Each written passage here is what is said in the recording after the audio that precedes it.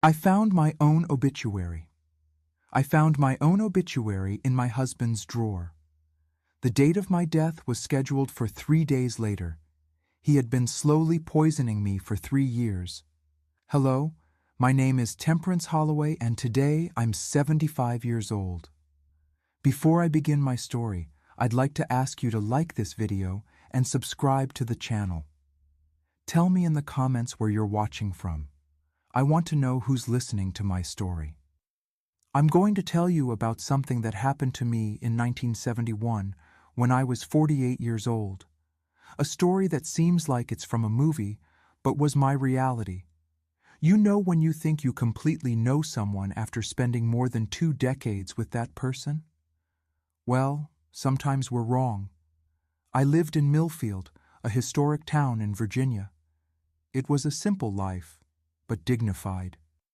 I had been married for 22 years to Walter, who owned the town's general store, and I was mother to Vincent, who was 17 years old at the time. Our house was 2 blocks from the main church. Every Sunday we went to service, then had family lunch together. Everyone in town saw us as an exemplary family. Mrs. Temperance and Mr. Walter, what a beautiful couple, they would say. Walter was respected in town, a businessman, always well dressed in his brown suit and hat. He woke up early every day, went to the store, and returned home for dinner. I took care of the house, cooked, embroidered, and sometimes helped at the store counter when he needed to take care of something else. Vincent studied at the local high school, was a well-mannered boy who got good grades and dreamed of becoming a lawyer. Those were different times. We didn't have cell phones, internet, all these things everyone has today. My son can't believe it when I tell him our telephone was one of those heavy black ones that sat on a special table in the living room. And when it rang, the whole town knew someone was calling the Holloway house. But everything changed on that day, March 12th, 1971. It was a Friday. I remember it as if it were yesterday. The sky was cloudy, threatening rain. Walter had gone to handle some business in Crestwood, the neighboring town. He said he'd return only at the end of the day. I took advantage of the opportunity to do a thorough cleaning of the house, something he didn't like when he was home, because he said the noise bothered him. I was looking for some documents about the land we had purchased the previous year. We needed them to finalize the registration at the county clerk's office. I searched all the dresser drawers, the wardrobe, the document boxes. Nothing. Then I remembered that Walter had a desk in the bedroom with a drawer that was always locked. He kept the key on top of the wardrobe in a porcelain pot that had belonged to his mother. I got a chair, climbed up, and reached for the pot. Inside was the small golden key. I hesitated for a moment. I had never opened that drawer before. Walter said he kept important store documents there, things that weren't my business. Back then, we respected that kind of thing. Husbands had their business secrets, and wives didn't interfere. But I needed those land papers. So I put the key in the lock and turned it. The drawer opened with a creak. Inside were several organized folders, receipts, accounting books, and at the bottom, a large brown envelope with my name written in big letters, Temperance Holloway. My heart raced. Why would there be an envelope with my name in my husband's secret drawer? I opened the envelope with trembling hands. Inside were several documents. The first was a contract with Harrison Funeral Home. I read the heading and almost fainted. Funeral Services Contract. It was a complete contract, everything detailed and paid for. Cedar coffin with golden handles, wreath of flowers, candles, viewing room, funeral transport, everything. My legs weakened. I sat on the bed to continue reading. The second document was even worse, a partially filled out death certificate. My full name, date of birth, parents' names, marital status, all correct. Only the date and time of death were missing, but the cause of death was already filled out in the handwriting of Dr. Mitchell, a doctor friend of Walter's. Cardiac arrest following prolonged illness. What illness? I wasn't sick. Yes, I had been feeling tired in recent years, with occasional dizziness, but I thought it was just the weight of age and housework. Dr. Mitchell had been visiting me monthly, saying I had a weak heart and prescribing rest. The third document was a handwritten letter by Walter.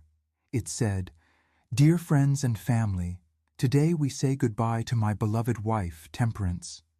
For years she bravely fought against her illness, but God wanted to take her to be with Him. I thank you for the prayers and support during this difficult time." I could barely breathe. I leafed through more papers, a receipt from the town cemetery for a perpetual grave, instructions on how to dress my body and my blue lace dress, the one I only wore on special occasions, even a list of people to be invited to the wake. And then, on the last paper, I found something written in pencil in the top corner. Expected date, March 15th, 1971. It was 3 days away. My own husband had planned my death. He had everything prepared, every detail, as one would organize a party or a trip. But it was my funeral he was planning with a set date. At that moment, my world collapsed. More than 2 decades of marriage, an entire life built together, our son. And Walter wanted to kill me. Why? What had I done to deserve this? With trembling hands and my heart nearly jumping out of my chest, I put everything back in the envelope. I closed the drawer and returned the key to the porcelain pot. I needed to think. I couldn't let Walter notice that I had discovered his plan. For the past 3 years, every night before bed, Walter would bring me a tea.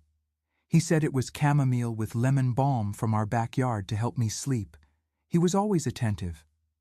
"Drink this, Temperance. It will do you good. You need to rest." And I, foolish woman, would thank him for his kindness. I drank it all down to the last drop. After the tea, I always felt strange, too drowsy, sometimes confused. In the morning, I would wake up with a heavy head, dry mouth. I thought it was just fatigue, perhaps age catching up with me. Now it all made sense. He had been poisoning me slowly. That night, when Walter returned, I pretended nothing had happened. We had dinner as a family, as always. Vincent talked about school.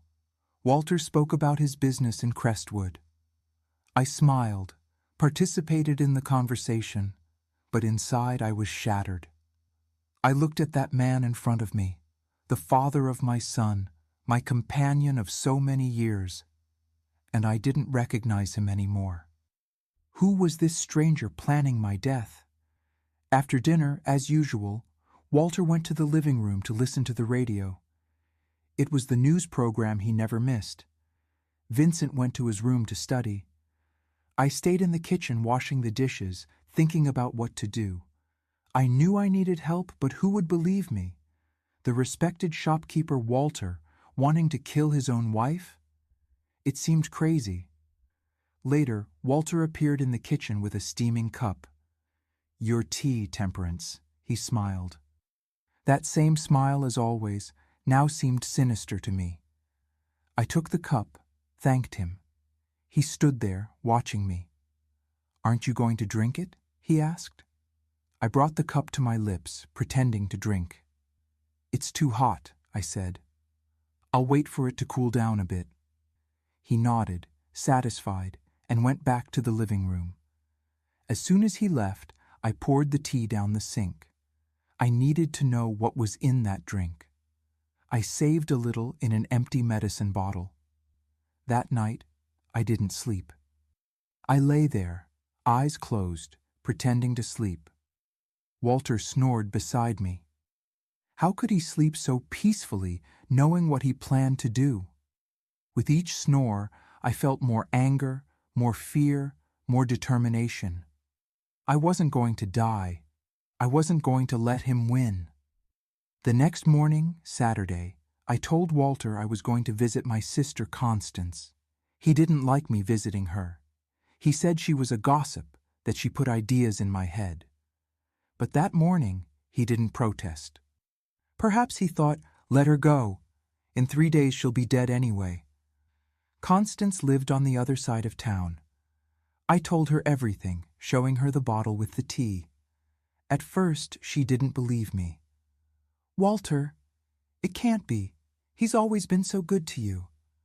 She insisted that I must be confusing things, that perhaps the documents were just a precaution, that businessmen are forward-thinking. Precaution with a set date, Constance? 3 days from now? And this tea he gives me every night? Why does he watch me until I drink it all?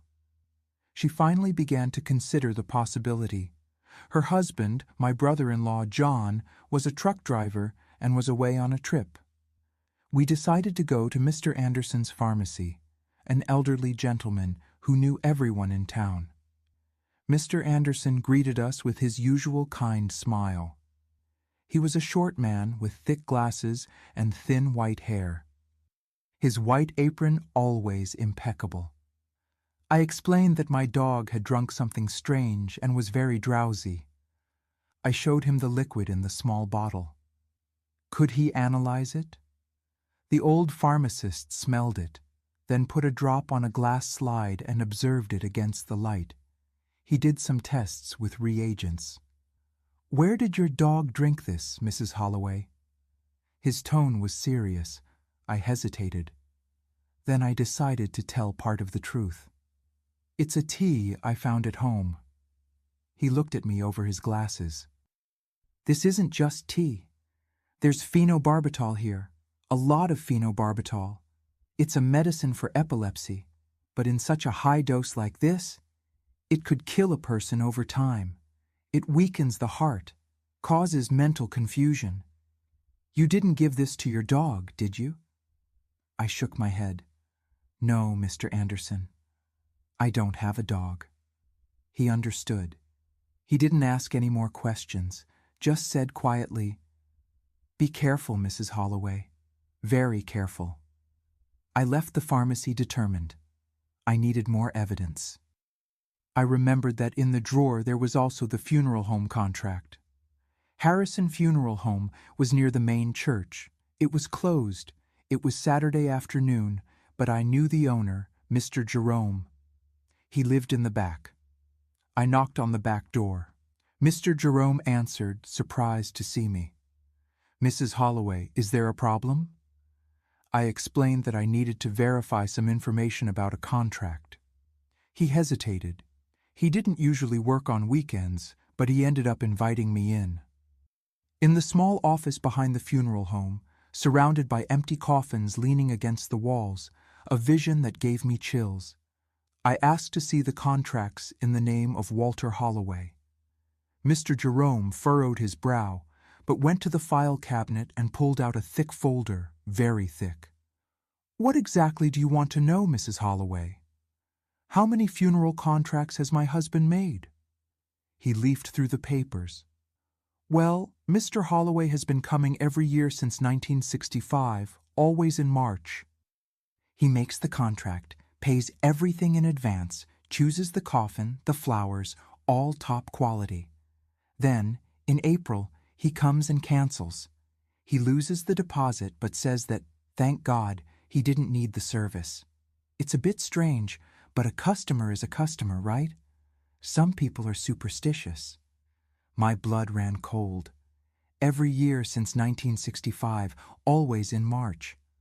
That's right, 6 years in a row, it's almost become a tradition.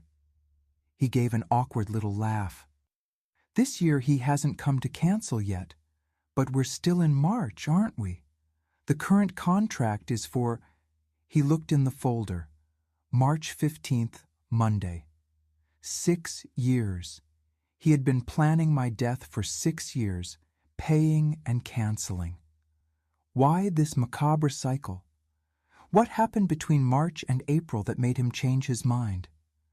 I thanked Mr. Jerome and left, my head spinning with this new information. Constance was waiting for me in the square.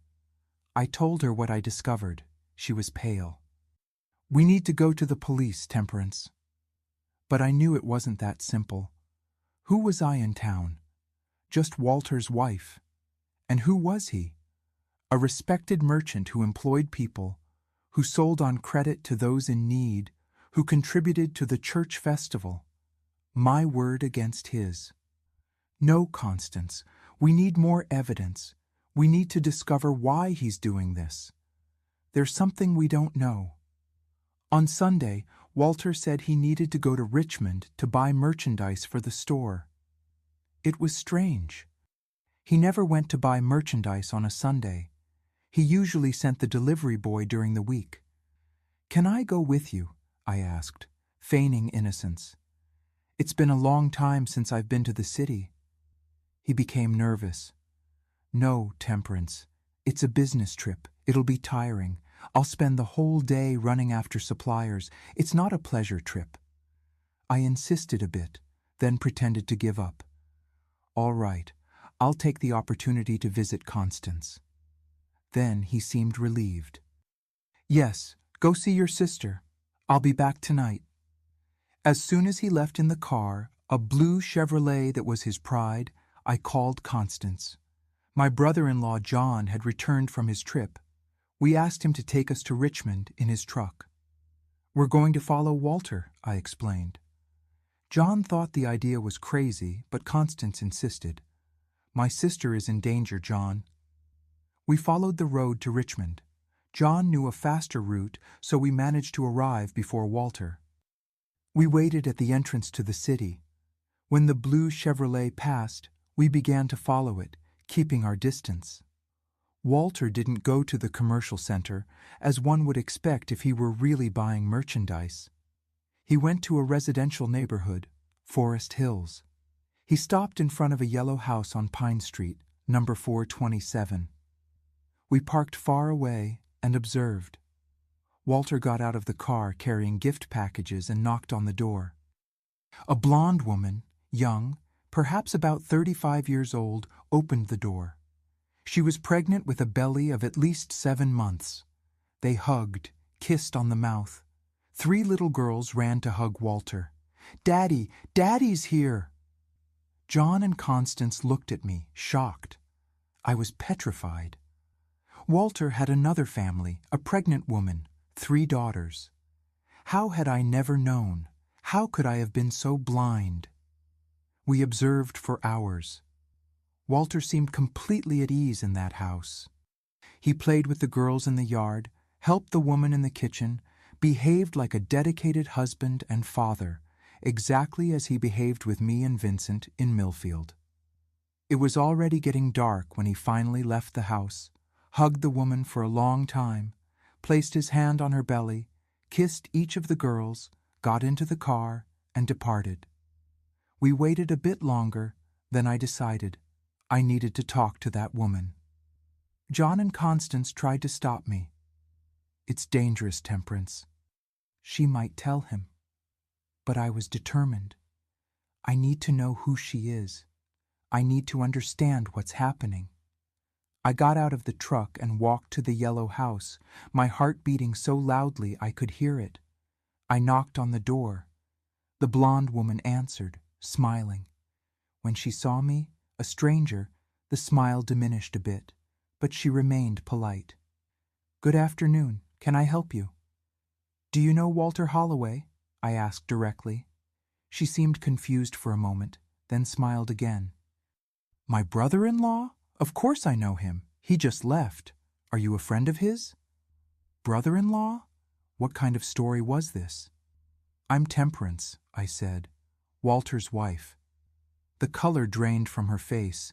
She held her belly as if protecting the baby. "Wife? No, you're mistaken. Walter is a widower. His wife, Catherine, died years ago." "Catherine? What Catherine?" "No, I am Walter's wife, married for 22 years. We have a 17-year-old son, Vincent." She shook her head in disbelief. "No, no.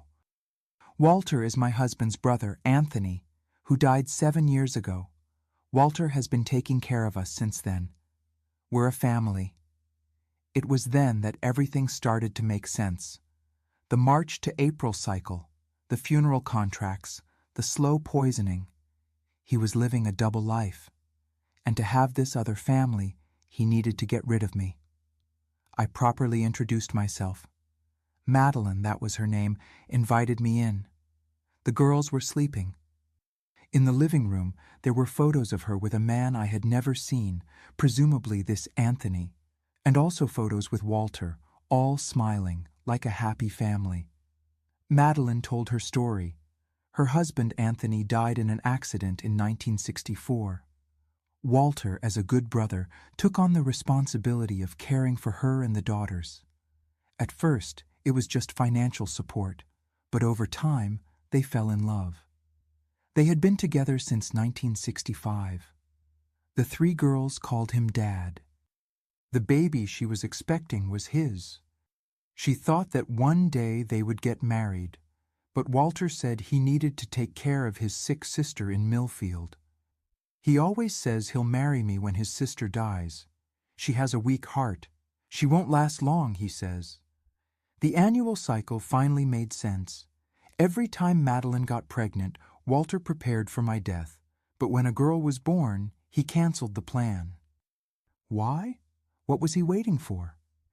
Among his belongings at Madeline's house, we found letters from Walter's mother, Mrs. Beatrice, a known folk healer who died in 1969. She wrote about a condition for Walter to be able to exchange families. He would need to have a male child first. If he killed his wife before that, he would be cursed forever.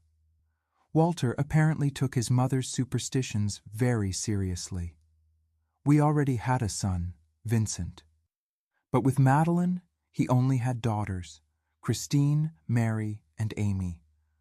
Now Madeline was pregnant again, and he believed this time it would be a boy. That's why the set date, March 15th, 1971. He was sure that this time he would have his male child with Madeline, and I could finally die. I also discovered that Walter had embezzled more than $40,000 from the store over the years. He had forged my signature to sell 3 plots of land we owned. He bought the house for Madeline, paid for private school for the girls, supported 2 families, and to complete his plan, he had taken out a life insurance policy in my name worth $50,000, a fortune at the time. Money he would receive when I died of natural causes, the cardiac arrest following prolonged illness that Dr. Mitchell would certify. Madeline cried a lot when she understood the truth. She too had been deceived all these years. She wasn't Anthony's widow. In fact, this Anthony didn't even exist. She was the lover of a married man who planned to kill his wife. We returned to Millfield that night. I had all the evidence I needed. Now I knew what to do. On Monday, March 15th, the day marked for my death, I went to the sheriff's office. Sheriff Finnegan was a serious man with a thick mustache and a suspicious look. He listened to my story attentively, examined the documents I had brought, the obituary, the funeral contract, the bottle with the poisoned tea. "It's a very serious accusation, Mrs. Holloway. Mr. Holloway is a respected man in town." "I know, Sheriff Finnegan. That's why I brought all this evidence. And I have one more thing to tell you." I explained about Madeline, the house in Richmond, the 3 daughters, the baby on the way. The sheriff scratched his mustache thoughtfully. "If what you're saying is true, this man is a monster, but we need to catch him in the act." We developed a plan. I would return home normally. At night, I would pretend to drink the poisoned tea and fall ill. Dr. Mitchell would come, as arranged with Walter, to declare my death. Police officers would be hidden in the house to catch both of them in the act. Our housekeeper Mercedes agreed to help. She had always been suspicious of Walter. "He has snake eyes," she would say. Mercedes would be the witness, the person who would call Dr. Mitchell when I fell ill. That day was the longest of my life. Every minute seemed like an hour. Walter was nervous, restless, left early for the store, returned for lunch, which he barely touched. Then he left again. He returned at the end of the day with a package, a new dress for me. "For you to look even more beautiful," he said with a smile that now seemed macabre to me. In the afternoon, through the window, I saw Walter digging in the backyard. He was burying something. Later, we discovered it was a can with $20,000 in cash, his emergency reserve for when I died. He also said goodbye in a strange way to our son. "Vincent, always be a good man. Honor the family name."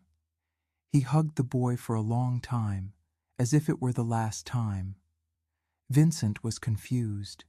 His father had never been one to show much affection. At night, after dinner, came the moment of the tea. Mercedes was in the kitchen witnessing everything. I saw when Walter put 3 pills in the tea, much more than normal. He wanted to make sure that this time I wouldn't wake up. "Your tea, Temperance. Drink it while it's hot."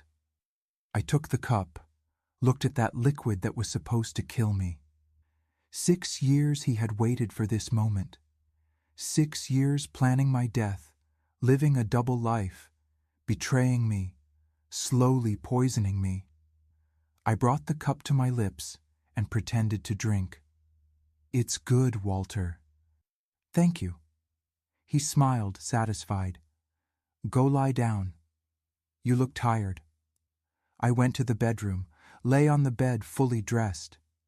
We began the staging. Mercedes rushed into the room after a few minutes. "Mr. Holloway, Mrs. Holloway is very ill." Walter came quickly. I pretended to have convulsions, to foam at the mouth, toothpaste mixed with water. He tried to show concern, but I saw the gleam in his eyes. It was working. "Mercedes, call Dr. Mitchell. Quick." The doctor was already on alert. He arrived in less than 15 minutes. He looked at me superficially, without really examining me. He announced in a solemn voice, "I'm sorry, Walter. She's gone. Her heart finally gave out." Walter hugged the doctor, pretending to cry.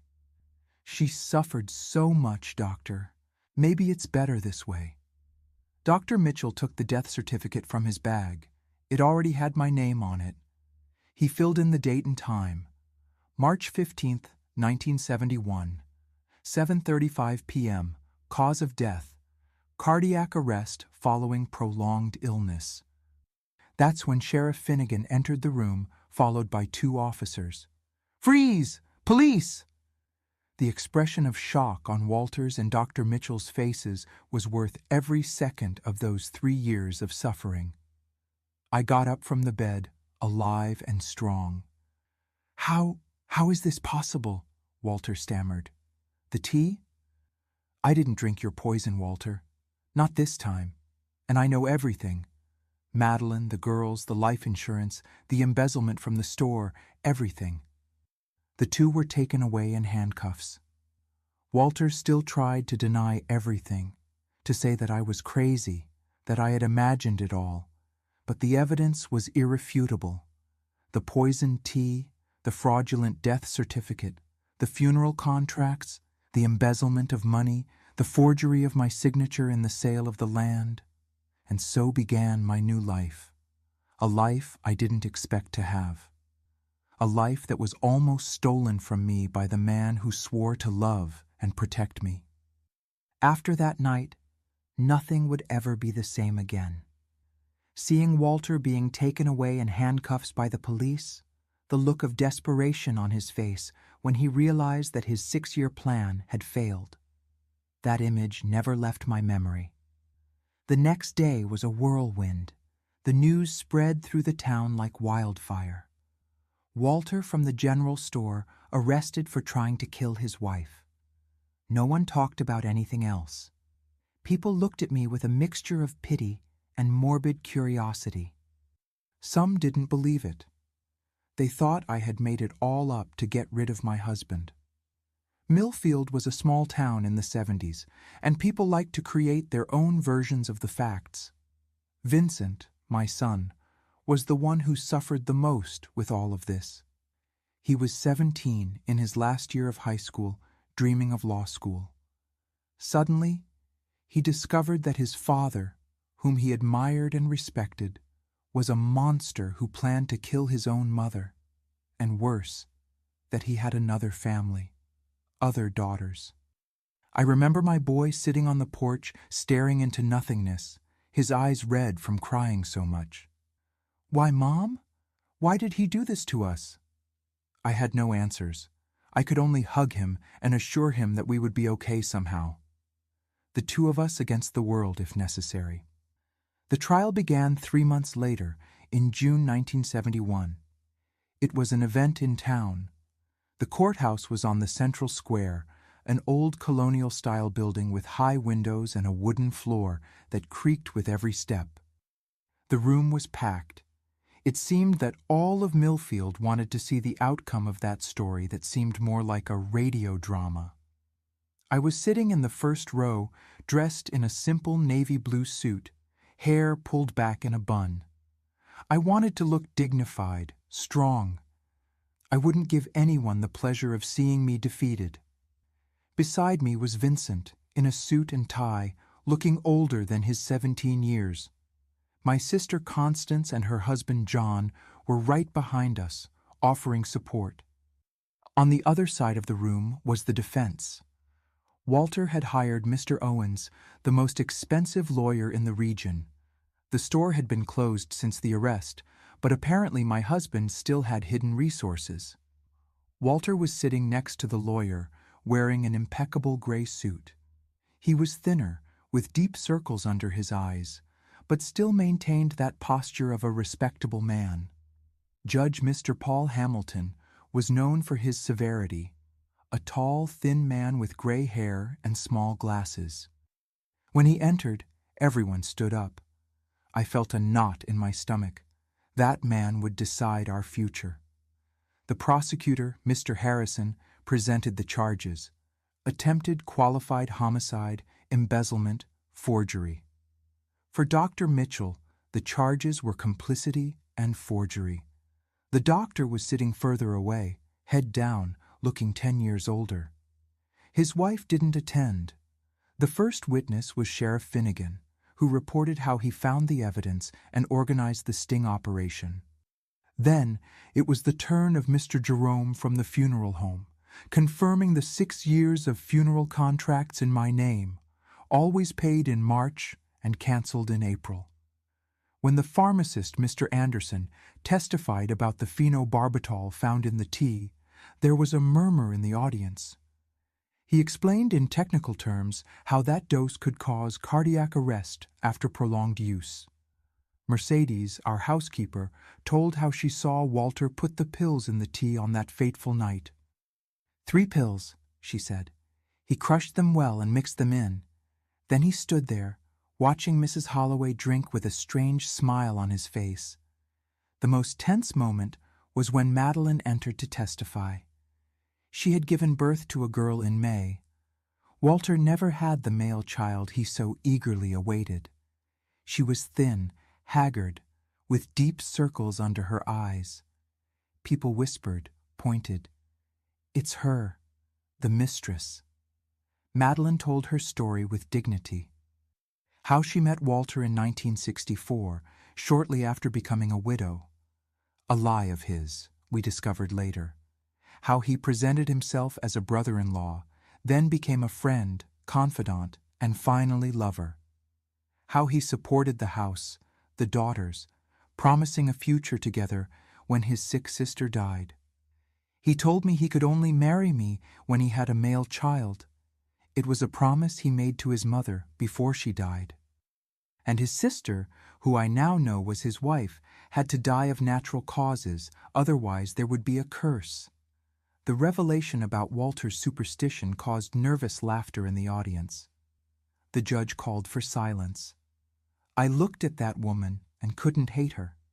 She too had been deceived, manipulated. She too was a victim of that man's cruelty. When it was my turn to testify, I felt the weight of all eyes. I told everything. The obituary found in the drawer, the poisoned tea, the investigation with my sister, the discovery of the other family in Richmond. I spoke about the years of dizziness, mental confusion, weakness, symptoms of the slow poisoning I had been suffering. "Why did your husband want to get rid of you, Mrs. Holloway?" the prosecutor asked. "To be with the other family, with the life insurance money, with the assets we had together. He embezzled more than $40,000 from the store over the years, forged my signature to sell land. He needed my life insurance to cover the holes he had made." The defense lawyer, Mr. Owens, tried to discredit me during cross-examination. He insinuated that I had mental problems, that I had made it all up out of jealousy.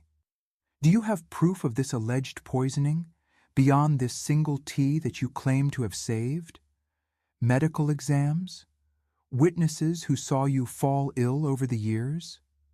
I have Mercedes' testimony, who saw him put the pills in the tea. I have the pharmacist's reports confirming the presence of phenobarbital. I have the funeral contracts, the fraudulent death certificate, and I have Dr. Mitchell, who confirmed my death without properly examining me." Mr. Owens changed strategy, trying to paint Walter as a responsible businessman concerned about the future of his family. "Your husband wasn't just being prudent. Many men take out life insurance. They plan funerals in advance. They plan for when they die, sir, not for when they kill their wives." There was a murmur of approval in the audience. The judge banged his gavel, calling for order. When Walter was finally called to testify, I could barely look at him. For 22 years, I had shared a bed with that man. I trusted him, believed his words, and all that time he was slowly killing me while supporting another family. Walter denied everything at first. He said I was confused, that I had misinterpreted the documents, that the tea was really to help me sleep. He said Madeline was just an acquaintance he helped out of charity. But when confronted with all the evidence, the embezzlement from the store, the forgeries, the sting operation with Dr. Mitchell, his story began to crumble. The prosecutor showed Walter's mother's letters, Mrs. Beatrice, where she talked about the condition for changing families. "Is it true that you believed you needed to have a male child with your mistress before you could kill your wife?" asked the prosecutor. Walter remained silent, looking at the floor. The judge insisted that he answer. "My mother, she had contact with the other side, knew things. Said I could only have a new life when I had a male child with the new woman, that if I killed Temperance before that, I would be cursed forever." The entire room was in shock. Until then, Walter had denied wanting to kill me. Now he was practically confessing, justifying his actions based on superstitions. The prosecutor continued relentlessly. "So, you admit you were planning to kill your wife?" Walter looked at me for the first time since the beginning of the trial. In his eyes was something I had never seen before. Fear, not of the trial, not of prison, but of me, of seeing me there alive, witnessing his downfall. I just wanted to be happy with Madeline and the girls. Temperance would never give me a divorce. In our social position, in our circle, it would be a scandal. So, the solution was to kill her. He didn't answer. He didn't need to. The truth was clear to everyone in that room. Dr. Mitchell was the last to testify. Unlike Walter, he confessed everything. How he was co-opted years before to monitor my illness. How he received money to certify that I had a weak heart. How he agreed to sign the death certificate without an adequate examination. "I was in debt," he confessed, his voice breaking. "I had gambling problems. Walter offered me a way out, said it would be better for everyone, that Mrs. Holloway was suffering with the disease." "What disease, Dr. Mitchell?" asked the judge. Did Mrs. Holloway really have any heart condition? No, Your Honor. She was being poisoned. I knew that, and still agreed to participate. After 3 weeks of trial, the verdict was announced. The courtroom was even more crowded than on the first day. I sat upright, hands crossed on my lap, trying to maintain composure. Vincent held my hand, his sweaty palms showing his nervousness. Judge Paul Hamilton adjusted his glasses and read the sentence. Walter Holloway, for the crimes of attempted qualified homicide, embezzlement, and forgery, this court sentences you to 15 years in prison. There was a commotion in the room. Some applauded, others protested. Walter remained impassive, as if he already expected this result. Dr. Mitchell Owens, for the crimes of complicity in attempted homicide and forgery, this court sentences you to 8 years in prison. The doctor lowered his head in defeat. His wife, who had finally come to witness the verdict, cried silently in the last row. When the judge banged his gavel, I felt an immense relief. It wasn't joy. How could I feel joy seeing the father of my son, the man I once loved, being taken to prison? It was relief for having survived, for having discovered the truth in time, for having saved my own life. As I left the courthouse, I was approached by several reporters. The case had gained notoriety beyond Millfield, appearing in newspapers from Richmond and even from Washington, D.C. "Wife escapes macabre plan," the headline said. I didn't give interviews. I just wanted to go home with my son and start rebuilding our lives. At the trial, we discovered even more sordid details. Madeline's 3 daughters were really Walter's. She had never been married to this Anthony, who didn't even exist. Walter met her in 1964, just a year after our marriage, when she worked as a salesgirl in a store in Richmond. She got pregnant, and he invented the whole story of the widowed brother-in-law to justify his presence and financial support. His mother's superstition was the element that ironically saved me. Without this absurd belief, Walter would probably have killed me much earlier, without waiting years for the birth of a male child that never came. Madeline gave birth to her 4th daughter in May 1971, while Walter was already in jail. Another girl. After the trial, I managed to recover part of the embezzled money and Madeline's house in Richmond, which had been bought with money from land illegally sold by Walter. I didn't want the house for myself. I allowed Madeline and the girls to continue living there, as long as she paid a symbolic rent. After all, the children weren't to blame for their father's actions.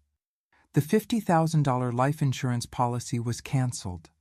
The money buried in the backyard, $20,000, was seized as evidence and later returned to me by court order.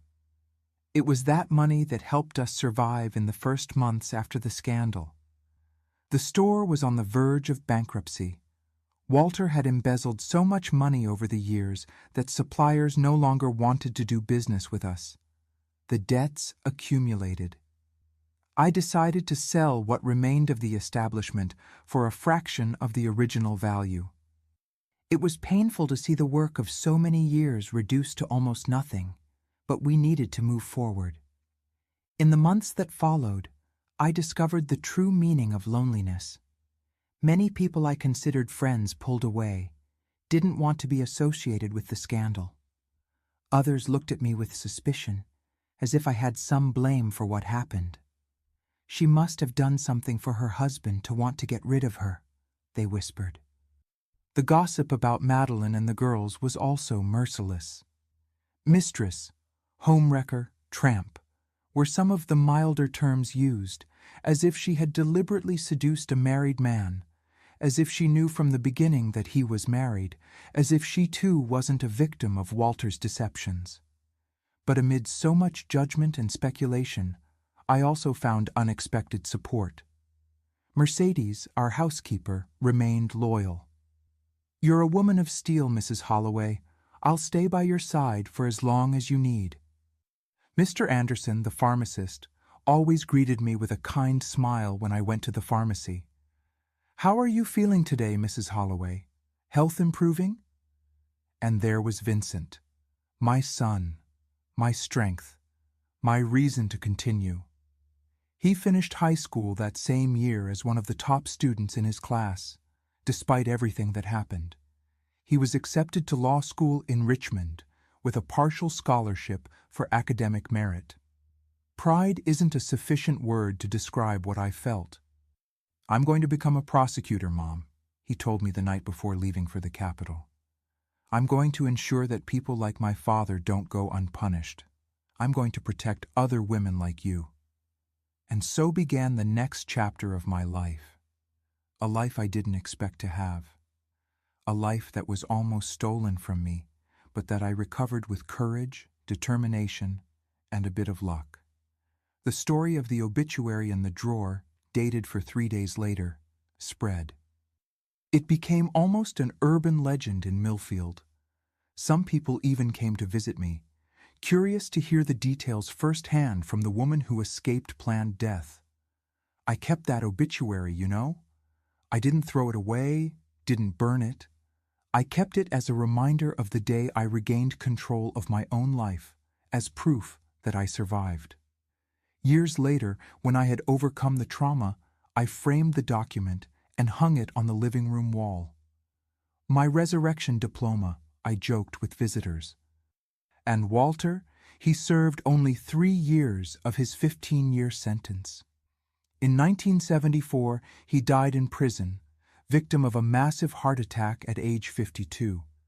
They said that in the last weeks he had been disturbed, talking to himself, screaming my name during the night, asking for forgiveness. Perhaps his mother's curse came true. After all, he was buried as a pauper because no one claimed the body. The year 1972 arrived with a different sun.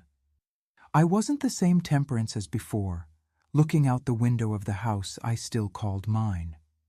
I was only 49 years old, but I felt like I had lived several lives in one. The mirror showed some new wrinkles, strands of white hair that weren't there before. Each mark told a story, a chapter of that ordeal I faced. After we sold the store, I needed to find a means of survival. The money wouldn't last forever, especially with Vincent in college.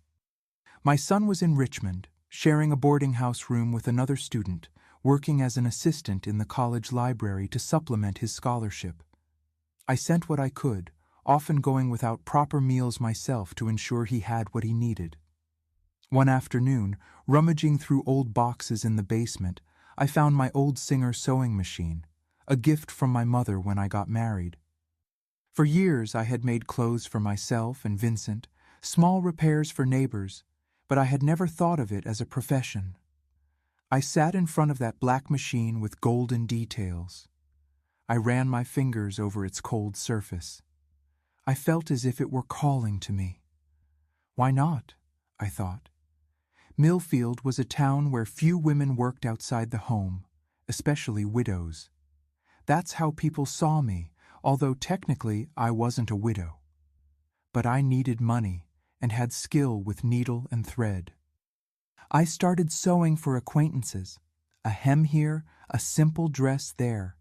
Mercedes, who continued to come help me sometimes during the week, more for company than for the money I could barely pay, was my first advertiser. "Mrs. Holloway works miracles with that machine," she would say to anyone who would listen. At first, few people came. Some, out of curiosity, wanted to see the scandal woman up close, others out of pity. Few, really, for the sewing. The first true customer was Mrs. Josephine, an elderly lady who needed a dress for her granddaughter's wedding. "They say you charge less than the seamstress downtown," she explained, without looking me in the eyes. I made the dress with such care that Mrs. Josephine was amazed. "I've never had such a beautiful garment," she exclaimed when she saw herself in the mirror. After that, She brought her daughter, who brought the neighbor, who brought her friend. Gradually, my fame as a seamstress grew. I transformed the old dining room into an atelier. I bought fabrics, notions, a second more modern machine. My clientele grew week by week. It wasn't just repairs now. It was party dresses, suits for First Communion, bridal trousseaus.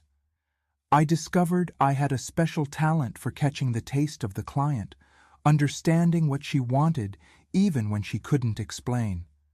Still, life wasn't easy. The prejudice continued.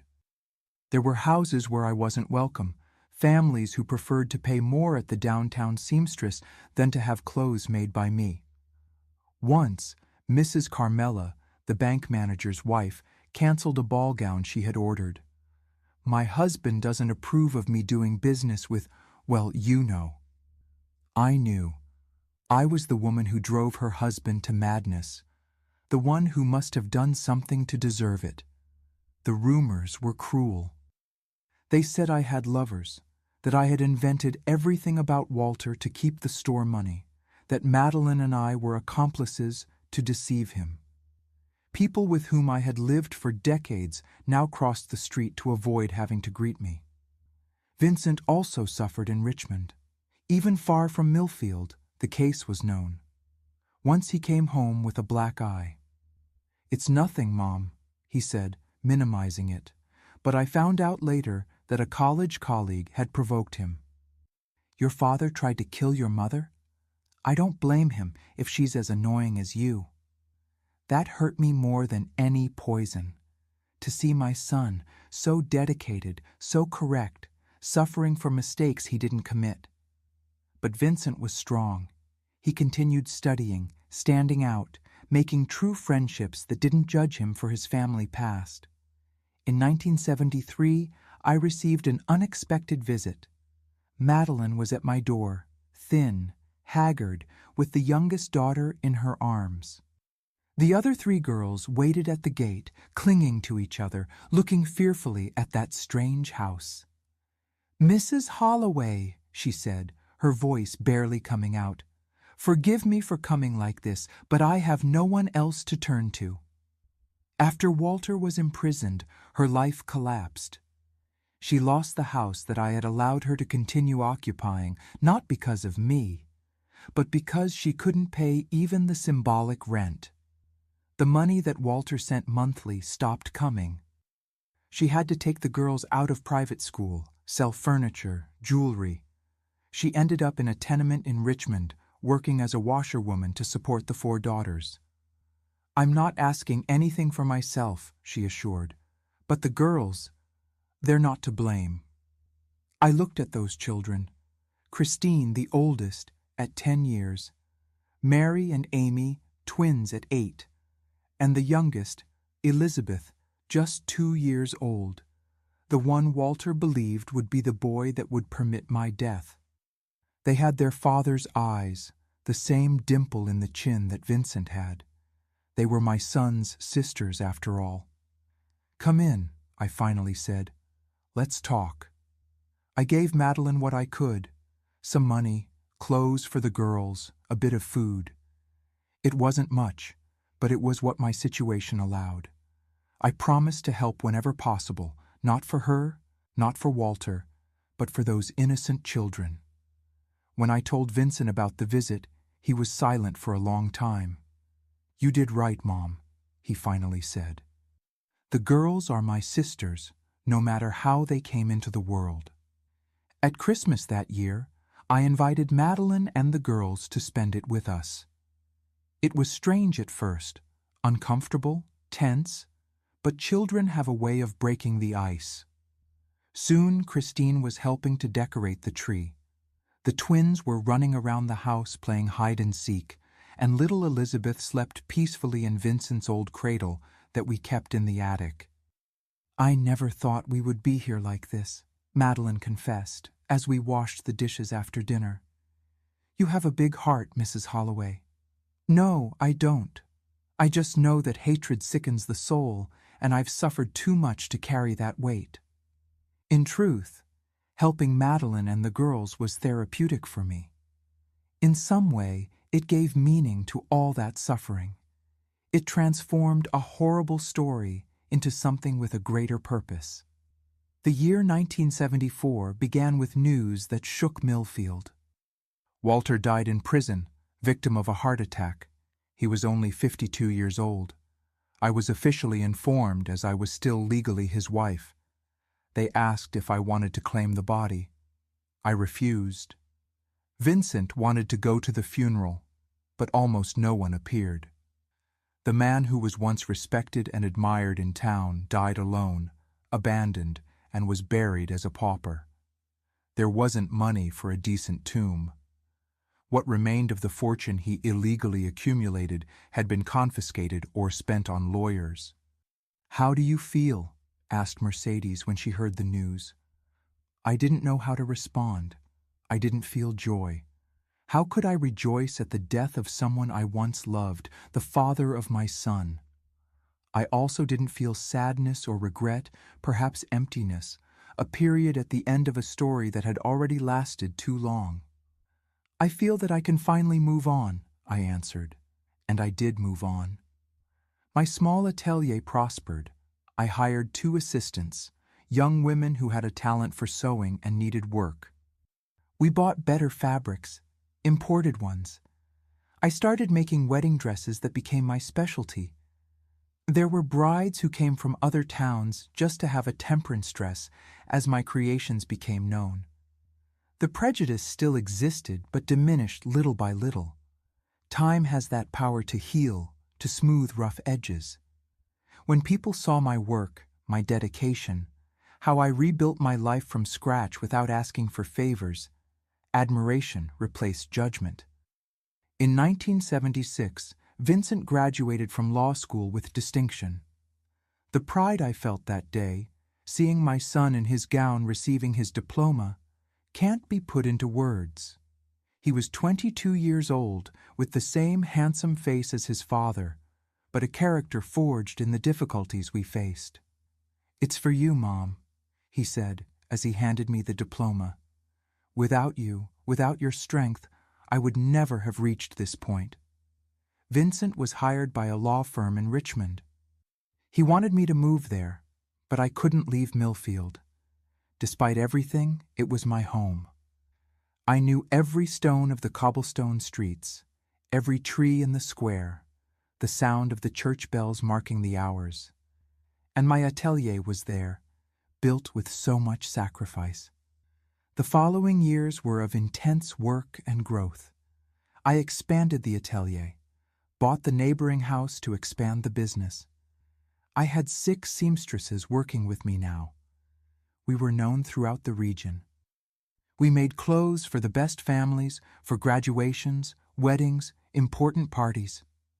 I followed from afar the growth of Madeline's daughters. She never married again. She said she had had her quota of men for a lifetime. She worked as a secretary at a school in Richmond, a modest but dignified position. The girls grew up beautiful and intelligent. Christine, the oldest, became a teacher. The twins followed different careers, one a nurse, the other a bank clerk. Elizabeth, the youngest, went to study fine arts. Vincent maintained contact with his half-sisters. It wasn't a close relationship. There was a lot of complicated history between them, but he cared, helped when necessary. He was a good man, my son. In 1979, I received an invitation to participate in a state fashion contest. I had never thought of myself as a designer, just as a seamstress, but I sent some pieces. To my surprise, I won 3rd place in the festive attire category. It was an honor, a recognition that I never expected. The reporter who interviewed me after the award was fascinated by my story. "You've overcome so many difficulties," she commented. "What's the secret?" "There is no secret," I replied. "Just keep moving forward, one day at a time. The world doesn't stop just because our heart is broken. We have to continue." The article was published in a Richmond newspaper with the title "From the Ashes to success, the incredible story of Temperance Holloway. It was the first time they saw me beyond the scandal, no longer as the woman whose husband tried to kill her, but as the designer who overcame tragedy. The beginning of the 80s brought a new phase to my life. I was almost 60 years old. The atelier was established with a loyal clientele. I could have retired, lived quietly on the income, but work was my therapy, my way of expressing creativity, of feeling useful. It was during this time that I met Nathaniel. He was a widower, owner of a small grocery store near the church. A quiet man, of few words, always gentle. He started appearing at the atelier with small repairs, a loose button, an undone hem. Later he began bringing chocolates, fresh fruits from his small farm on the outskirts of town. "For you and the ladies," he would say shyly, without looking me in the eyes. "You work so hard, you need energy." I didn't immediately perceive his intentions. I was so accustomed to living alone, to being independent, that the idea of a new relationship didn't even cross my mind. It was Mercedes who opened my eyes. "Mr. Nathaniel has his eye on you, Mrs. Holloway. Only the blind can't see it." I resisted at first. The ghost of Walter still hung over me. How to trust again? How to know if I wouldn't be deceived again? But Nathaniel was different, transparent as clean water, without secrets, without hidden agendas. In 1982, at 59 years old, I accepted his marriage proposal. It was a simple ceremony at the main church, just family and close friends. Vincent was my best man. He was already a district attorney then, a respected man, married to Teresa, a sweet woman who treated me like a mother. "Are you sure, Mom?" Vincent asked on the eve of the wedding. "You don't have to do this if you don't want to. We're fine like this." "I'm sure, son. I deserve this chance to be happy." And I was happy, genuinely happy, during the 13 years I lived with Nathaniel. He was the opposite of Walter. Simple, honest, without grand ambitions. Every night we had tea on the porch, talking about the day. On weekends, we went to his farm, where he grew orange trees and raised chickens. I learned to appreciate this quiet life, this mature love, without jolts. Nathaniel never tried to compete with the memories of the past, good or bad. He accepted that Walter was part of my history, that Vincent was a constant reminder of that first marriage. "What's past is past," he would say. "We're here now together, and that's what matters." I continued with my atelier, although at a slower pace. Nathaniel sometimes helped me. He learned to cut fabric, to organize orders. On nights when I stayed up late working on an urgent wedding dress, he would sit beside me, reading the newspaper, keeping me company. In 1995, Nathaniel died peacefully in his sleep at 78 years old. It was a different pain than what I felt with Walter.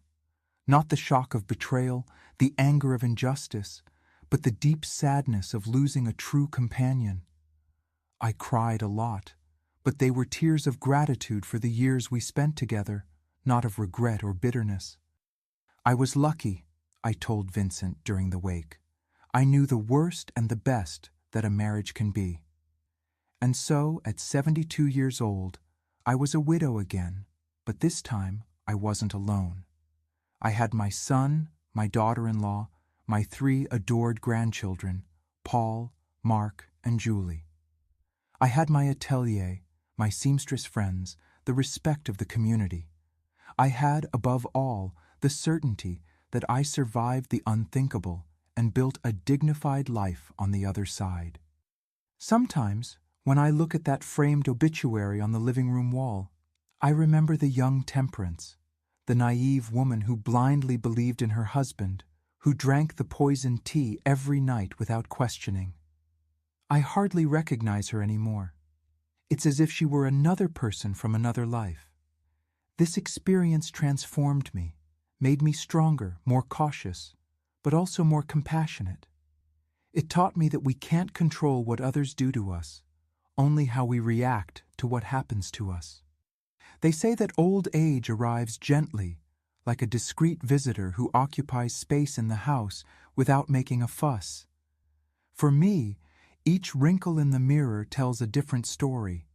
Each white strand represents a lesson learned. When I lost Nathaniel in 1995, I thought my life had reached another period. I was 72 years old, an age when many people are already tired of living. But I discovered that there were still many chapters to be written. The first months after Nathaniel's departure were foggy. The house we shared for 13 years seemed too big, too quiet. The side of the bed where he slept remained tidy, as if he might return at any moment. I found myself preparing coffee for two, setting aside the newspaper he liked to read in the morning. It was Vincent who suggested I move to Richmond. "Come live with us, Mom. The house is big. The kids would love to have their grandmother nearby." My son was already a 41-year-old man, a respected prosecutor, a family man. Paul, the oldest of my grandchildren, was 15 years old, Mark, 13, and Julie, the little one, only 8. I resisted at first. Millfield was my refuge, my safe harbor. Every stone of that colonial town held a piece of my history. The sewing atelier, though reduced in recent years, was still my space of creation. How could I abandon all this? But loneliness is a treacherous companion in old age. I began to notice small lapses in memory, greater fatigue when climbing the stairs at home, the fear of getting sick and having no one nearby. Mercedes, my faithful companion of so many years, had moved to live with her daughter in Washington, D.C. The old atelier assistants had followed their own paths, opening their own businesses. In 1996, I finally made the decision. I sold the house in Millfield, donated the sewing machines to a local vocational school, kept only the most special fabrics and some precious mementos. Among them, the framed obituary, my resurrection diploma, as I used to joke. The move to Richmond was less traumatic than I imagined. Vincent and Teresa's house was spacious, in a tree-lined neighborhood. I got a room on the ground floor with a view of the garden, decorated with a care that moved me. Teresa had put my photographs on the walls, my favorite books on the shelf, even a small sewing dummy in the corner, for when inspiration strikes, Mrs. Holloway. Living with my grandchildren brought a new energy to my life. Paul, serious and studious like his father, always asked me to tell stories from my youth. Mark, more playful, taught me to play video games. Imagine that, a lady over 70 pressing buttons on a television. And Julie, Julie, that girl was pure light. She spent hours watching me sew, wanting to learn all the stitches, enchanted with every colorful scrap. "Grandma, tell me again how you escaped from the evil grandpa," Julie would sometimes ask. That's how she referred to Walter, the evil grandpa, as opposed to Nathaniel, the good grandpa she barely knew. Vincent didn't like me talking about this subject with the children, but I believed that the truth, even painful, was better than silence. Of course, I adapted the story for children's ears, transforming it almost into a fairy tale where the princess saves herself. "Your grandfather wasn't evil, Julie," I would explain. "He was a sick man who made terrible choices. But without him, your father wouldn't exist, and without your father, you wouldn't be here. So, even in bad things, we can find blessings." In 1998, I received a visit that caught me by surprise. Elizabeth, Madeline's youngest daughter, knocked on our door one Sunday afternoon. She was 27 years old, a beautiful young woman with dark hair and lively eyes. Walter's eyes. She had graduated in fine arts and came to invite us to her first painting exhibition. Aunt Tempe, she called me that, although technically I was something like a stepmother. I really wanted you to come. Your stories have always inspired me. The exhibition took place in a small gallery in downtown Richmond. The theme was rebirth, a series of paintings that portrayed women in moments of transformation.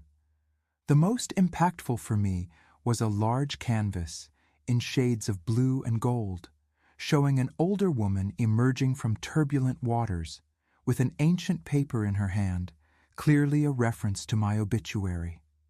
This painting is called Temperance, Elizabeth explained to the guests. It's a tribute to the woman who could have been just a victim but chose to be a survivor. A woman who, even having all the reasons to hate, chose compassion, including toward me and my sisters, who were daughters of, well, of my father's other family. I couldn't hold back the tears. I had never thought that my story could inspire art, that my suffering transformed into strength could touch other people in this way. Madeline was also there, now a 62-year-old lady, gray hair, face marked by time. We hugged for a long time, without words. What words could express the unlikely journey that connected us? In the early 2000s, when I was already over 80 years old, I discovered a new passion: storytelling. It began on an ordinary afternoon when the community center near Vincent's house organized an event for the elderly in the neighborhood. They called it Afternoon of Memories. Each person should share a memorable life experience. When it was my turn, I told about the day I found my own obituary. I spoke without drama, without self-pity, just relating the facts as they happened. When I finished, the room was in absolute silence. A lady approached me afterward, squeezed my hands between hers. "Mrs. Holloway, you gave me courage today. If you survived that, I can survive what I'm going through." Soon I was invited to other events, schools, women's groups, even a lecture at the college where Paul, my oldest grandson, was studying psychology. My theme was always the same: resilience. How to survive when life tries to bury you. How to transform betrayal into a new beginning. How to forgive without forgetting. In 2005, at 82 years old, I participated in a documentary about domestic violence. The director was a young filmmaker who heard my story during one of these lectures. "Your experience needs to be recorded, Mrs. Holloway. It can help many women who are going through similar situations today." I confess I was apprehensive. One thing was to speak to small groups. Another was to expose my life to a larger audience. What if people from Millfield saw it? The few who still remembered the scandal, who perhaps preferred that story to remain buried. "Mom," said Vincent when I shared my doubts, "you survived an attempted murder. Do you really think you wouldn't survive a few malicious comments? Besides, who cares what they think? Your story could save lives." The documentary Obituary won awards at smaller festivals.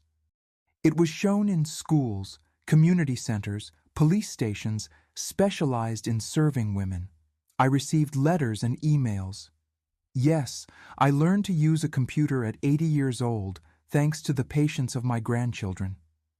From women who identified with parts of my story, women who were trapped in abusive relationships and found the courage to leave. Women who survived and now sought to rebuild their lives, as I did. In 2008, a scare. I was diagnosed with breast cancer. At 85 years old, many would have given up fighting. At my age, is it worth going through surgery, chemotherapy? I asked the doctor.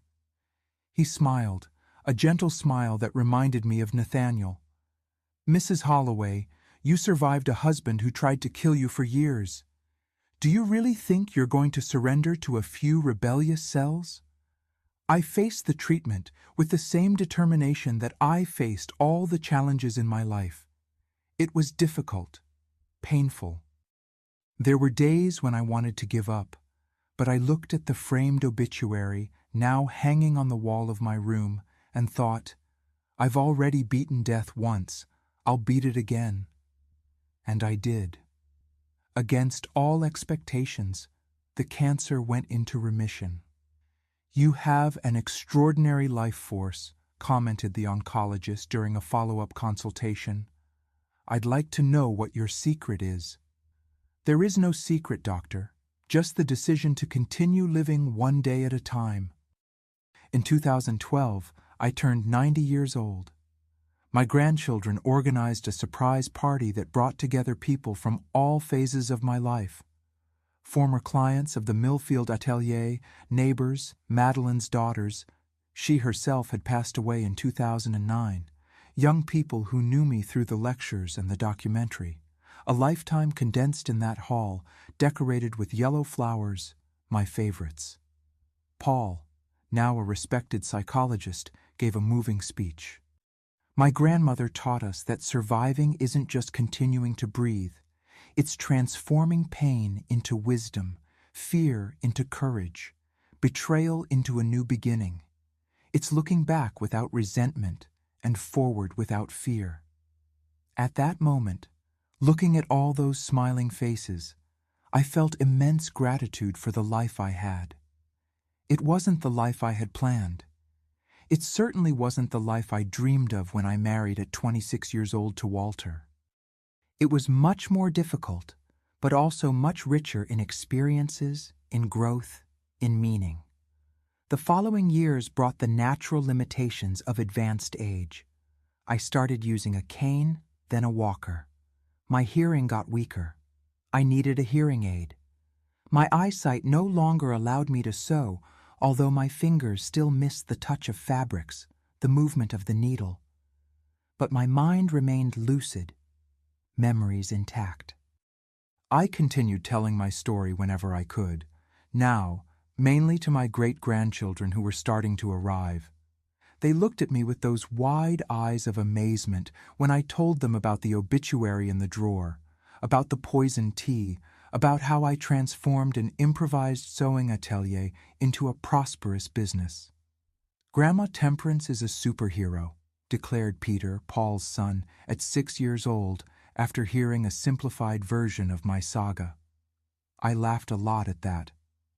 A superhero with white hair, deep wrinkles, and trembling hands. What would that power be? Perhaps the true superpower, the ability to fall and get up, to be broken and still remain whole, to face the worst that life can offer and still find reasons to smile, to create, to love. In 2020, when the pandemic isolated the world, I found myself confined at home like everyone else. At 97 years old, I was considered a very high-risk group. It was a difficult period of amplified loneliness, of constant fear, but also of unexpected connections. Julie, my granddaughter who inherited my love for sewing, began to record our conversations, to document my stories. I'm doing this so that your great-grandchildren and great-great-grandchildren know your story, Grandma, she explained, so that they know where they came from. It was during these recorded conversations that I revisited almost forgotten details of my journey. The superstition of Mrs. Beatrice, Walter's mother, which ironically saved me. He could only exchange families after having a male child, and with Madeline, he only had girls. Dr. Mitchell, the accomplished doctor, who died in prison in 1979, repentant to his last breath.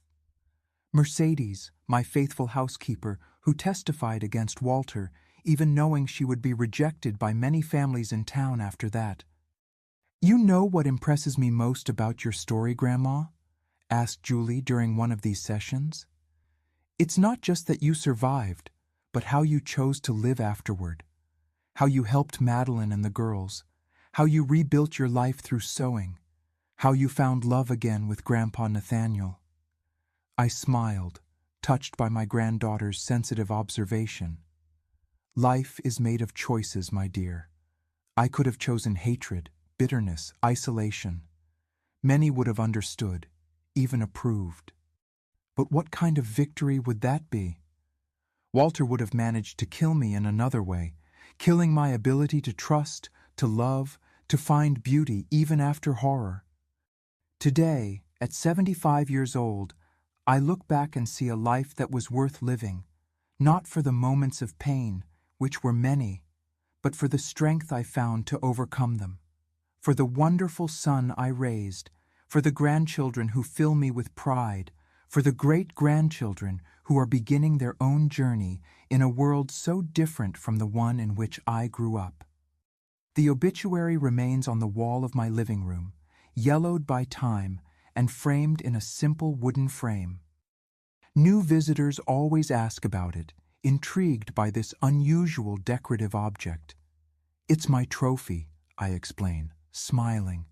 "My proof that we can rewrite our destiny even when others try to write it for us." Sometimes I wonder what Walter would think if he knew I'm here, more than 50 years after that night when he believed he would finally get rid of me. That I not only survived, but flourished. That I transformed each scar into learning, each fall into an impulse to rise stronger. I think he wouldn't understand. Men like Walter rarely understand the strength that exists in kindness, in persistence, in the ability to forgive without forgetting. It's a silent strength, not flashy like violence or intimidation. A strength that sustains, that builds, that transforms. The true strength that moves the world. If you're watching this video now, I want to thank you for your company up to this point. If you can, please leave your like and subscribe to the channel. I'm curious to know where you're watching from. So, leave your city in the comments.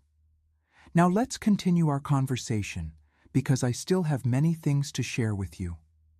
When we reach 75 years, as I am now in 2025, life becomes a treasure chest of memories.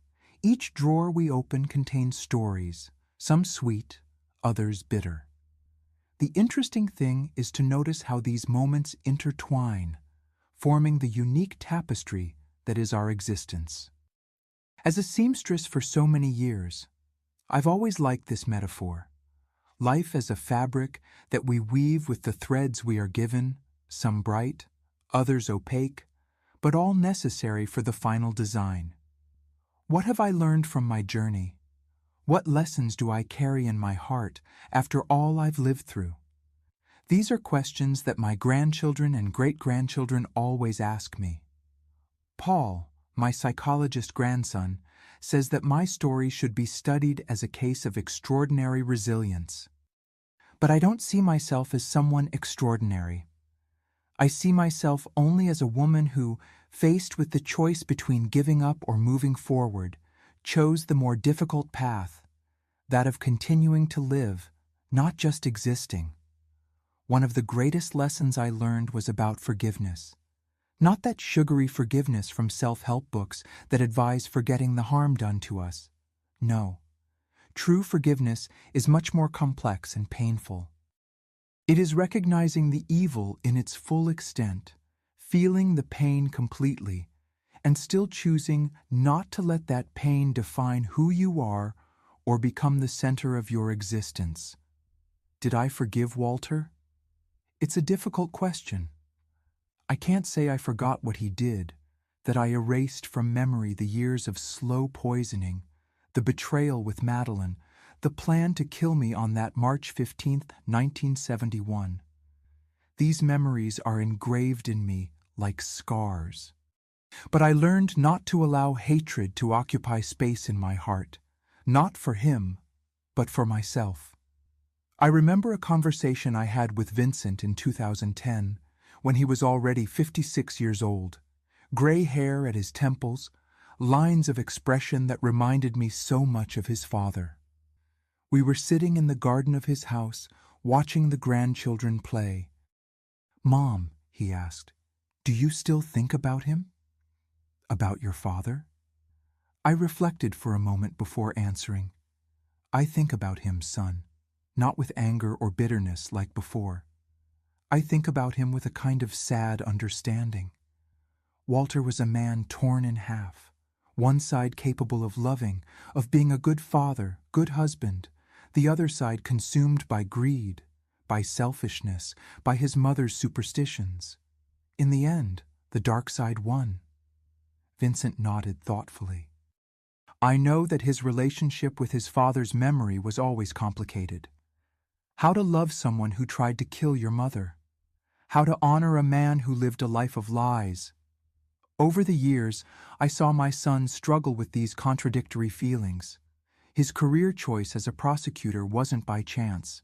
It was his way of establishing order in a world that, for him, had revealed itself early on as chaotic and unjust. Another lesson I learned was about trust. After what I experienced with Walter, it would have been natural to build walls around myself, to never trust anyone again, especially men. Many women who have gone through similar traumas follow this path, and I don't judge them. Each person deals with pain in the way they can. But for me, closing myself off to new connections would be like letting Walter win, even after his death. It would be allowing the poison he literally put in my teacup to also poison my soul, my ability to love and be loved. That's why, when Nathaniel entered my life with his simple gestures and quiet kindness, I decided to give my heart a chance. It wasn't easy. In the first few months, I analyzed his every word, looked for hidden intentions in every gesture. If he said he needed to travel, I imagined another hidden family. If he brought me tea, I looked at the cup with suspicion. Nathaniel noticed, of course.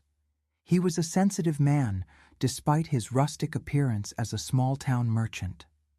One night, after seeing me hesitate before the tea he had prepared, he sat down beside me and took my hands in his. "Tempe," he said with that deep, calm voice, "I understand your fear. I know your story.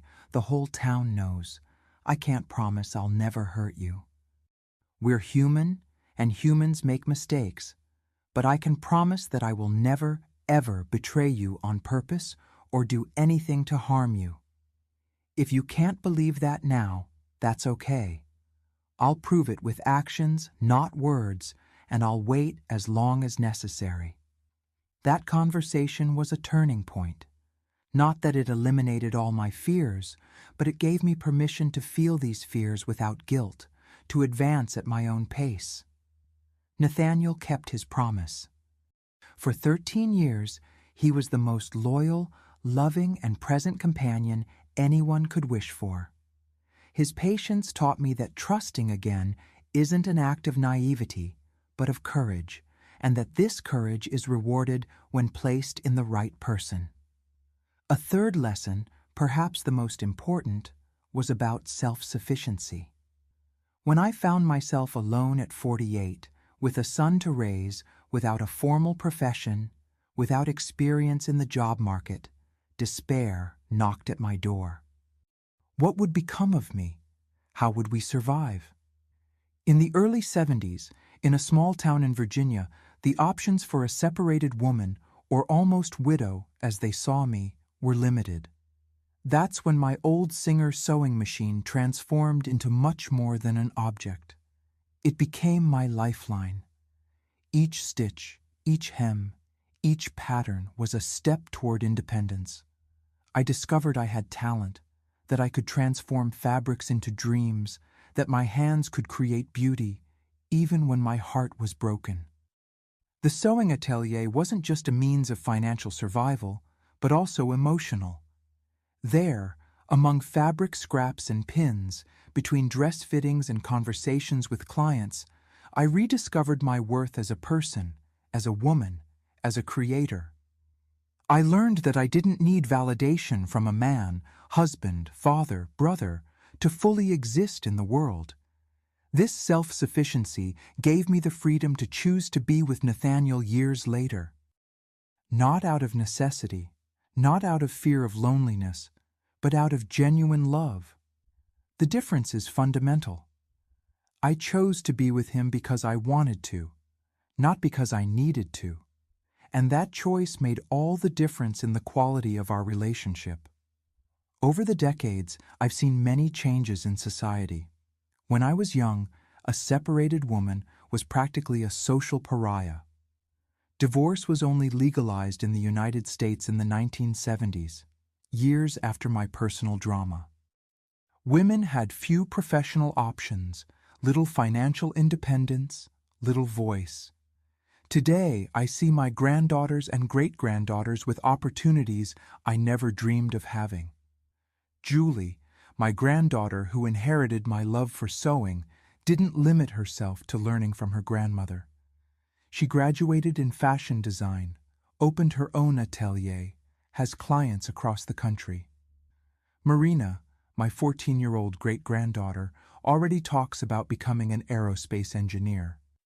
And the most beautiful thing is that nobody finds this strange or impossible. It doesn't mean that all problems have been solved. Violence against women, which I experienced in its most extreme form, still exists, still destroys lives. But today, there are more awareness, more resources, more support networks. When I see reports about women's shelters, safe houses, laws like the Violence Against Women Act, I think about how my story could have been different if these resources had existed in 1971. Another precious lesson was about the importance of female friendships. Mercedes, my housekeeper who became a friend and confidant, was fundamental in the darkest moments. Constance, my sister, stood by my side in the investigation that saved my life. The seamstresses who worked with me at the atelier formed a support network without which I would have collapsed many times. Men like Walter count on the silence of victims, witnesses, society. Breaking this silence, sharing experiences, supporting other women in similar situations, is an act of resistance and healing. That's why, when I was invited to participate in that documentary in 2005, even at 82 years old and with all the insecurities of age, I accepted. That's why I continue telling my story, even if it's sometimes painful to relive certain moments, because I know that somewhere a woman might be listening and finding the courage she needs to leave an abusive situation, to start over, to believe that there is life, and good life, after trauma. The relationship with Madeline's daughters was another important chapter in my learning journey. At first, I admit, it was difficult to look at those girls without seeing Walter's betrayal stamped on their faces, especially because Christine, the oldest, was the spitting image of her father, the same eye shape, the same dimpled chin. But they weren't to blame. They were victims just as much as I was, perhaps more so, because they were defenseless children in the midst of that turmoil. When Madeline knocked on my door in 1973, desperate and without resources to feed her daughters, I had to make a decision. Would I let resentment speak louder, or would I extend a hand to those in need? I chose compassion, not out of innate virtue, but because I had already suffered too much from the cycle of hurt and vengeance. I helped as I could financially, yes, but also emotionally, recognizing the humanity of that other woman who, like me, had been deceived by Walter. Over the years, we built an unlikely but genuine relationship. We weren't exactly family, but we were more than acquaintances. We shared a bond forged in common suffering. When Madeline died in 2009, I went to her funeral. Her daughters, now mature women with their own families, embraced me with tears in their eyes. "Thank you for not hating us," said Christine. "It would have been so easy, so understandable if you had hated us." I had no immediate response. How to explain that hatred is a luxury we can't afford when we really want to live? That holding grudges is like drinking poison expecting the other person to die? That learning to separate people from their actions is one of the most difficult and most liberating skills we can develop? Perhaps the deepest lesson I learned was about finding purpose in pain. I don't believe we suffer to learn lessons. That would be a very cruel view of the world. But I do believe we can extract meaning even from the most terrible experiences, transforming them into something that benefits not only ourselves, but also others. For me, this purpose came in many forms. Through the sewing atelier that not only supported me financially, but also brought beauty and creativity to my life. Through raising my son, who grew to be an upright and just man, very different from his father. Through the lectures and the documentary that allowed my story to inspire other people. And perhaps most importantly, through the daily decision to live fully, with joy and gratitude, despite what I experienced, or perhaps because of it. Today, sitting on Vincent's porch, watching the trees we planted together years ago, I feel a peace I never imagined possible during the nights of anguish after discovering the obituary in the drawer. It's not a naive peace that ignores the evil existing in the world.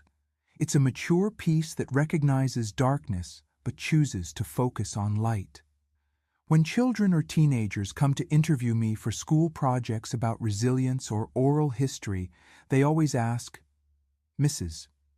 Holloway, do you have any regrets?" I reflect deeply before answering. Regret is a complex emotion. Do I regret not noticing the signs earlier? The years lost with Walter? Not being more cautious, more suspicious? My only regret, I finally answer, is not realizing my own worth earlier.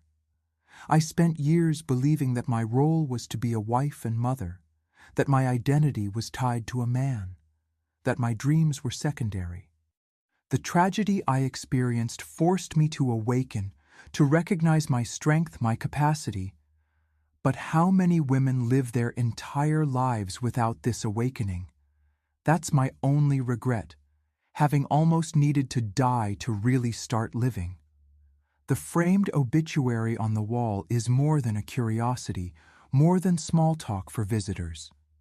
It's a daily reminder that our end is always lurking, but also that we can cheat fate, rewrite our story, be reborn from the ashes like the phoenix of ancient legends. Life is short, even when long, and mine, at 75 years, has far exceeded what Walter planned for me. Each day is a gift, each dawn a silent victory. I don't live in fear of death.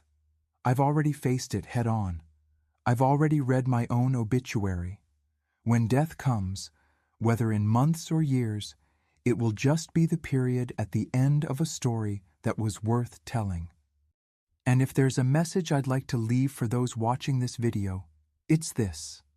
No matter how dark the night seems, the sun will rise. No matter how deep the well into which you've fallen, there's always a path to the surface.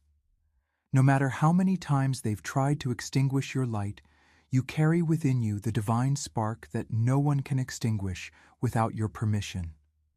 As says that phrase I embroidered and hung in my room next to the obituary. Died naive, reborn wise.